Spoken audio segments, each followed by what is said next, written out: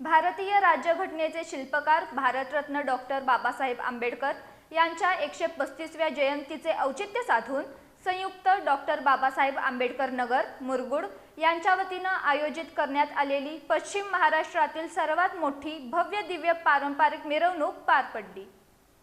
भारतीय राज्यघटनेचे शिल्पकार भारतरत्न डॉक्टर बाबासाहेब आंबेडकर यांच्या 135व्या जयंतीचे औचित्य साधून संयुक्त डॉक्टर बाबासाहेब आंबेडकर नगर मुरगुड यांच्या वतीने आयोजित करण्यात आलेली पश्चिम महाराष्ट्रातील सर्वात मोठी भव्य दिव्य पारंपरिक मिरवणूक पार पडली।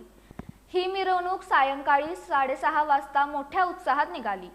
सर्व अनुयायांनी परिधान केलेल्या निळ्या टोप्या आणि जय भीमच्या जयघोषणांनी अवघी मुरगुड नगरी निळीमय होऊन दुमदुमून गेली। या मिरवणुकीचं सर्वात खास वैशिष्ट्य म्हणजे सजवलेल्या 8 घोड्यांवर बसलेली महामानवांची रूपं।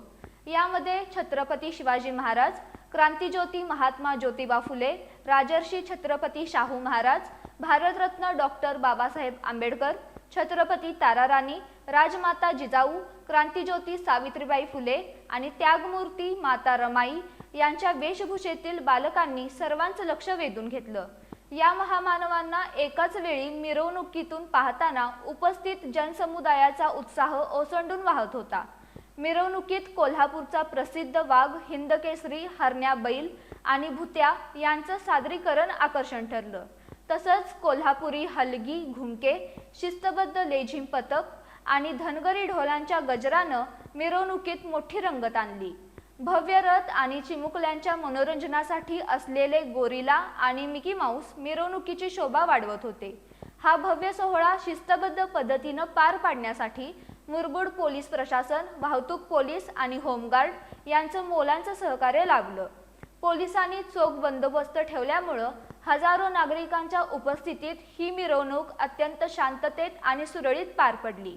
या सोहळ्याला मुरगुड नगर परिषदेचे मुख्याधिकारी अतिश वाळुंज, आजी माजी नगराध्यक्ष, उपनगराध्यक्ष, नगरसेवक, नगरसेविका, नगर परिषद, आरोग्य विभाग आणि ठेकेदार कर्मचारी उपस्थित होते।